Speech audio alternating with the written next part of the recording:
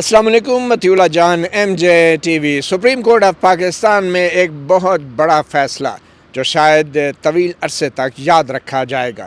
یہ وہ supreme court ہے جس پہ الزام ہے ذوالفقار علی بھٹو کے عدالتی قتل کا، مگر آج جب ایک اور وزیر اعظم کا کیس سپریم کورٹ کے سامنے آیا تو وہ ذوالفقار علی بھٹو تو نہیں، نہ ہی بھٹو جیسے وہ بن سکتے ہیں، مگر ایک سابق وزیر اعظم ضرور رہے ہیں، اور وہ تھے عمران خان، جن کے خلاف سائفر کا خفیہ سفارتی مراسلے کو لیک کر کے دشمن ممالک کو فائدہ پہنچانے کا سنگین الزام تھا، جس میں عمر قید تو کیا سزائے موت بھی ہو سکتی تھی۔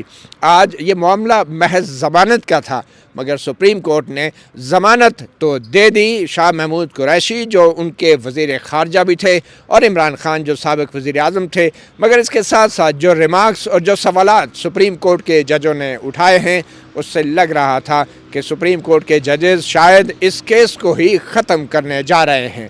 آئینی طور پہ سپریم کورٹ صرف ضمانت دے سکتی تھی، جو انہوں نے دے دی۔ سابق وزیر اعظم عمران خان اور سابق وزیر خارجہ شاہ محمود قریشی کو سائفر کیس میں آج سپریم کورٹ کے 3 رکنی بینچ نے ضمانت دے دی، جس بینچ میں قائم مقام چیف جسٹس سردار طارق مسعود اور جسٹس منصور علی شاہ اور جسٹس اطہر من اللہ شامل تھے۔ آج کی ضمانت کی کارروائی کی خاص بات یہ تھی کہ سپریم کورٹ کے ججز نے ایک ایک کر کے چن کے استغاثہ کے جو ثبوت تھے، جو شواہد تھے، ان کو اپنے ریمارکس اور سوالات کے ذریعے ان کا اثر زائل کر دیا، ان ثبوتوں کو بالکل ہی جھٹلا دیا۔ یہ محض ریمارکس، سوال یا تبصرہ یا آبزرویشن نہیں تھی، بلکہ باقاعدہ ایک موقع پہ لگ رہا تھا کہ سپریم کورٹ کے تینوں معزز ججز بڑے جذباتی ہو کر ذاتی دلچسپی لے کے اس سائفر ٹرائل کیس کو ہی آج ختم کر دیں گے، مگر بظاہر یہ معاملہ ابھی ضمانتوں تک رکا ہے، اور جو سائفر ٹرائل ہے وہ ابھی بھی اڈیالہ جیل کے اندر خفیہ ٹرائل ان کا جاری ہے، اور سابق وزیر اعظم عمران خان اور سابق وزیر خارجہ شاہ محمود قریشی کا ٹرائل ابھی باقی ہے۔ آج سپریم کورٹ نے نہ صرف یہ کہ ان دونوں جو ملزمان تھے سائفر کیس کے، ان کو ضمانت پہ رہا کیا، مگر ان کے ریمارکس کے بعد جو عمران خان کے جو وکیل تھے بیرسٹر سلمان صفدر، انہوں نے باہر پریس کانفرنس میں آ کے برملا یہ اعتراف کیا کہ سپریم کورٹ کی آج کی کارروائی کے بعد یہ ٹرائل، سائفر ٹرائل، ختم ہو چکا ہے۔ ایک اہم نکتہ جو سپریم کورٹ کے ججز کے ریمارکس میں سامنے آیا وہ یہ تھا کہ جو سائفر، جس کو سائفر کہا جا رہا ہے، جو خفیہ الفاظ پر مشتمل ہوتا ہے، وہ سائفر کبھی باہر آیا ہی نہیں، بلکہ دفتر خارجہ میں ہی رہا ہے۔ میرے ساتھ اس وقت موجود ہیں ایک تاریخی شخصیت، بیرسٹر سلمان صفدر۔ یہ وہ بیرسٹر، وہ قانون دان ہیں جنہوں نے ایک موقع پہ ایک طرف تو ایک فوجی ڈکٹیٹر جنرل پرویز مشرف کے لیے بھرپور وکالت کی، اور آج ایک منتخب وزیر اعظم کے لیے انہوں نے بھرپور مخالفت کی اور بھرپور ان کی حمایت کی اور وکالت کی۔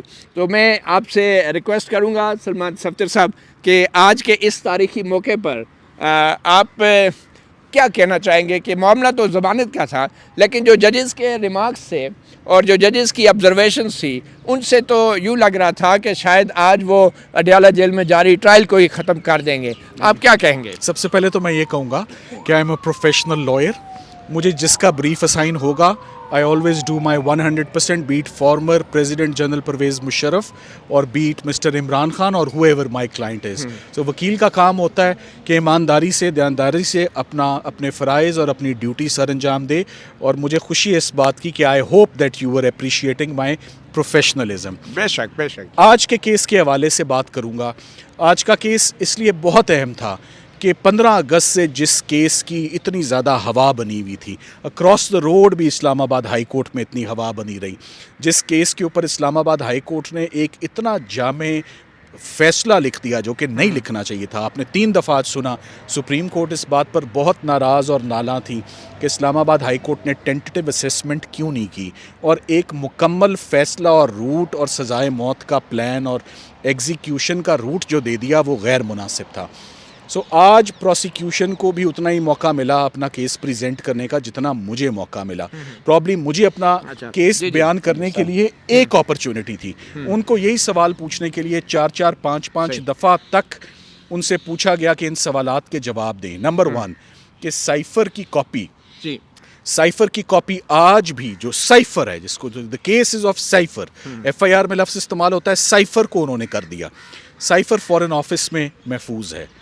تو جب سائفر محفوظ ہے تو بار کیا گیا, اس کی ٹرانسکرپٹ گئی یا بار اس کو پیرافریز کر کے کچھ خط کچھ ڈاکیومنٹس گئے, مختلف لوگوں کے پاس گئے, عمران خان صاحب کی کاپی واپس نہیں آئی. سو کاپی واپس نہ آنے پر 126 دن سے ہم نے سابق وزیر اعظم کو اور سابق وزیر خارجہ کو ہم نے جیل میں رکھا ہوا ہے. انہوں نے جو آج سب سے اہم آبزرویشن دی اور بار بار اپرچونٹیز دیں سرکار کو کہ آپ یہ بتائیں کہ یہ جو قانون ہے یہ کسی دشمن ملک کے ساتھ کوآپریشن کے لیے, یہ بڑے سنگین جرموں کے لیے, یہاں آپ یہ بتائیں کہ عمران خان نے کس فورن پاور کے ساتھ, کس فورن کنٹری کے ساتھ اس نے کوآپریٹ کیا جس کو بینیفٹ ہوا ہے اور پاکستان کو نقصان ہوا ہے. تو ایسی کوئی بھی چیز سامنے نہیں آ سکی کہ Imran Khan has acted against the national interest. So جو مین بات تھی کہ جو مین جرم section 5 of the official secrets act کا اطلاق نمبر آف اپرچونٹیز دینے کے بعد, جسے کہتے ہیں نا ایک موقع اور دیو, so many opportunities were given to the prosecution کہ آپ جسٹیفائی کریں کہ یہ دشمن ملک کون ہے, کون بینیفٹ ہو رہا ہے ڈائریکٹلی اور انڈائریکٹلی, کیا فورن پاور ہے, کس کو فائدہ پہنچایا ہے. ایک ہاتھ پہ تو آپ ڈی مارچ بھیج رہے ہیں اور دوسرے ہاتھ میں آپ نے اپنے لوگوں کو بھی سزا دے دی ہے. کسی ایک کو غلط کریں, یا وہ غلط ہیں یا یہ غلط ہیں. سو دونوں سائملٹینیسلی غلط ہونا, وہ تو مداخلت کا معاملہ تھا نا, سازش تو نہیں تھی. وہ بڑا اللاجیکل جو ہے پایا. تو یونینیمسلی آل 3 ججز انہوں نے ساتھ ہی ساتھ میں پولیٹیکل وکٹمائزیشن کا بھی ذکر کیا. الیکشنز 8 فروری کو آ رہے ہیں, مجھے نہیں معلوم ہوتے ہیں یا نہیں ہوتے, یا کوئی لیول پلینگ فیلڈ اس میں ہے یا نہیں, مگر انہوں نے کہا he is head of largest political party. اور جیسے عطر من اللہ نے کہا, جی عطر من اللہ صاحب کی آبزرویشن ہے. اور سو شاہ محمود منصور علی شاہ صاحب آنریبل جج صاحب کا جو بار بار وہ انسسٹ کر رہے تھے کہ مجھے آپ قانون اور ایویڈنس کو ملا کے پڑھ کے بتا دیں کہ یہ جرم ہوا ہے. اور وہ بار بار وہ اینڈ میں وہ یہی فرسٹریشن تھی, کتنی اپرچونٹیز بھی دی گئیں مگر پروسیکیوشن فیل ٹو ایکسپلین اور ٹو سبسٹینشیٹ دیئر کیس, وہ ان سے نہیں ہو سکا. اور آفیشیل سیکرٹس ایکٹ کا اطلاق بالکل غلط اس پورے کیس میں پایا گیا. اس کے بعد تفصیلی فیصلہ آنے کے بعد سائفر کیس کا کیا بنتا ہے یہ دیکھنے والی بات ہے. انہوں نے آج اعظم خان کے بیان کو بھی انہوں نے بہت زیادہ ڈسکس کیا کہ ایک شخص جو 2 مہینے کے لیے اغوا رہتا ہے اور اغوا ہونے کے بعد وہ اس کے لیے ایک ایف آئی آر بھی رجسٹر ہوتی ہے اور اس کی ریکوری کے لیے ایک ہیبیس کارپس بھی فائل کی جاتی ہے, تو کیسے ایک ایسے گواہ کے اوپر ہم ڈپینڈ کریں, انحصار کریں. ہی از ناٹ اے ٹرسٹ وردی وٹنس. یہ وعدہ معاف گواہ ہے, یہ 164 کا بیان ہے, یہ پہلے ملزم تھا, راتوں رات آپ نے اس کا سٹیٹس چینج کر کے اس کو گواہ بنا دیا. تو تفتیش بھی اس میں ٹھیک نہیں ہوئی, تفتیش سے بھی بہت ناراض ہوئے. اور منصور علی شاہ صاحب نے ایک اور بات آج بہت آبزرو کی کہ جو آپ بار بار کہہ رہے ہیں کہ سائفر رولز سیکرٹ ہیں, کوئی چیز سیکرٹ نہیں ہوتی. عدالتوں سے کوئی چیز سیکرٹ نہیں ہوتی, وکلا سے کوئی چیز سیکرٹ نہیں ہوتی. اگر ایک کیس کا پورا دار و مدار ہی ان رولز کے اوپر ہے اور ان کی وائلیشن کے اوپر ہے تو ہم انٹائٹلڈ ہیں ان رولز پہ. منصور علی شاہ صاحب کا بڑا زبردست ویو تھا کہ آپ کیا بات کر رہے ہیں, کہاں لکھا ہوا ہے. انسٹرکشنز تھی, رولز تو نہیں تھے. انسٹرکشنز تو خفیہ ہوتی ہیں, انٹرنل ہوتی ہیں, انٹرننگ ہوتی ہیں. مگر جب اس کے اوپر پھر وہ کہتے ہیں کہ ایک طرف آپ کہتے ہیں یہ سارا سیکرٹ ہے, دوسری طرف آپ کورٹ میں سارا ایویڈنس پڑے جا رہے ہیں. ایک طرف آپ کہتے ہیں کہ عمران خان نے ساری پبلک کو بتا دیا, دوسری طرف آپ کہتے ہیں پبلک اندر نہ آئے, ان کو پتہ نہ چلے. تو کیا یہ کھلا تضاد نہیں ہے؟ چلیں اب یہ بتائیں کہ اسلام آباد ہائی کورٹ کی جو تفصیلی ججمنٹ تھی, جو ضمانت سے جو انکار ہوا, جس کے اگینسٹ آپ سپریم کورٹ میں آئے, اس تفصیلی ججمنٹ پہ تو ججز کو اعتراض تھا کہ اتنی لمبی چوڑی ججمنٹ کیوں دے دی. مگر آج جو سپریم کورٹ کے ججوں نے کی ہے ضمانت کے کیس میں, وہ یہاں تک چلے گئے کہ ایک سیاستدان کو الیکشن سے روکا جا رہا ہے. کیا سپریم کورٹ کے ججوں نے وہی نہیں کیا کہ جو اسلام آباد ہائی کورٹ کے ججوں نے لکھ کے اپنے فیصلے میں کر دیا؟ متی اللہ صاحب, یہ میرا آرگیومنٹ بقول آپ کے خود جو ہے کیس ختم کر دیا سپریم کورٹ کے ججوں نے. یہ میرا کیس تھا. دیکھیں بیل کے اندر آج وہ بار بار کہتے رہے मुझे भी रोकते और टोकते रहे कि तफसीली बहस ना करो, और प्रोसिक्यूशन को लेकिन भी खुद जो रोकते सवाल जो आप किए वो किसी आपका तो खिलाफ पूरा केस उन्होंने उड़ा दिया इस्तगासा का। एक बात का बतंगड़ जब बना होगा, मुझे खुशी है कि आपने ये नोट किया कि सुप्रीम कोर्ट ने आज इस केस के अंदर कुछ नहीं पाया और मुकम्मल, मगर वो कोई ऑब्जर्वेशन लिख कर नहीं देंगे। लेकिन अपनी लाइन क्रॉस नहीं की सुप्रीम कोर्ट के जजेस के। आमतौर पे ऐसे वो शवाहिद को डिस्कस नहीं करते बेल के मैटर में, और आज तो उन्होंने इमरान खान के लिए शवाहिद को भी सबको ख़त्म किया और रिमार्क्स दिए, बल्कि आर्गू भी किया। एक मतीउल्लाह साहब, एक बैलेंसिंग एक्ट भी होता है ना।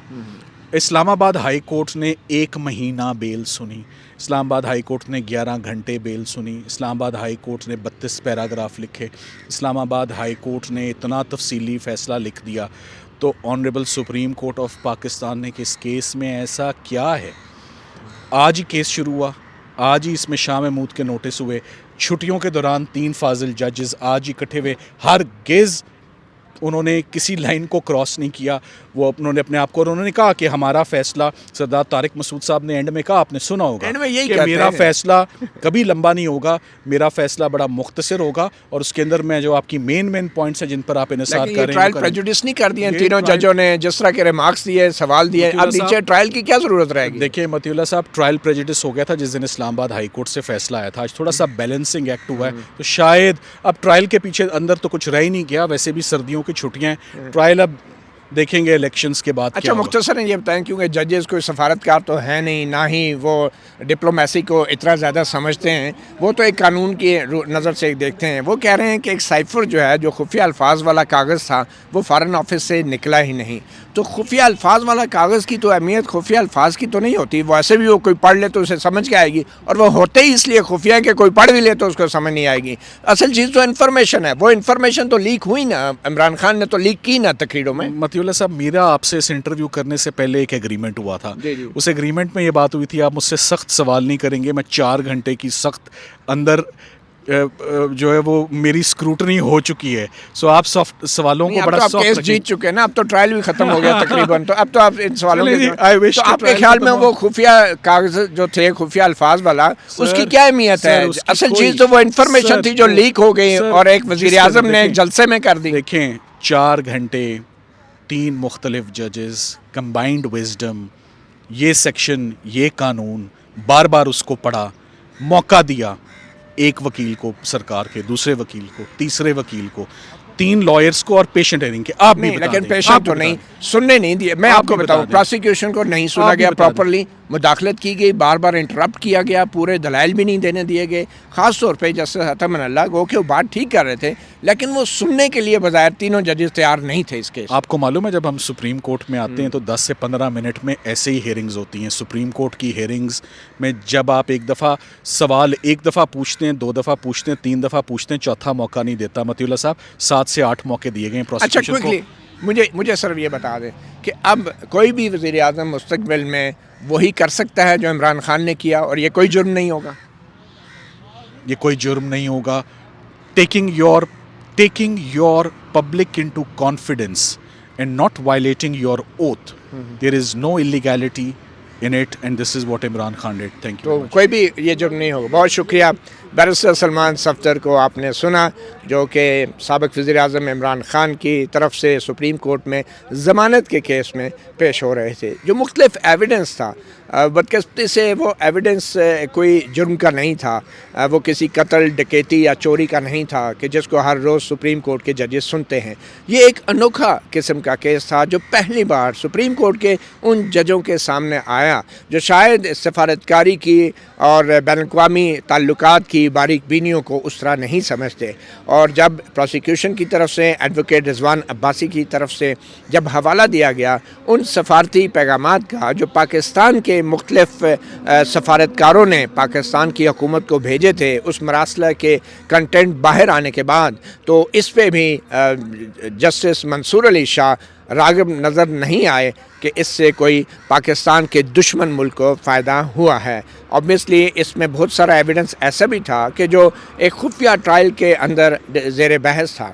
मगर आज के जितने भी रिमार्क्स थे जस्टिस अतम अल्लाह के, उनके रिमार्क्स शायद एक गिल्टी कॉन्शियस सुप्रीम कोर्ट के रिमार्क्स थे या सवालात थे, کیونکہ حال ہی میں ذوالفقار علی بھٹو کے حوالے سے جو صدارتی ریفرنس آیا تھا ان کے عدالتی قتل کے حوالے سے، اس کی بھی سماعت ہوئی ہے۔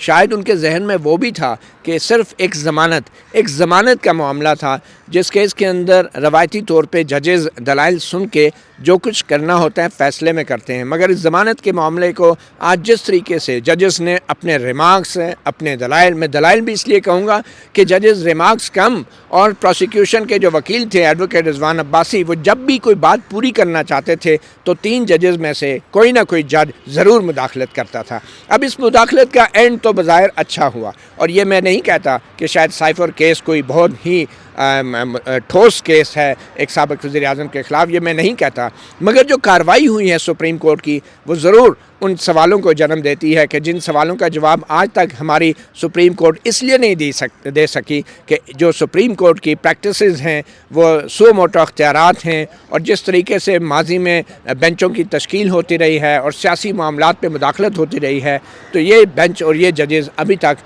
ان روایات سے ذہنی طور پہ بھی باہر نہیں نکل سکے۔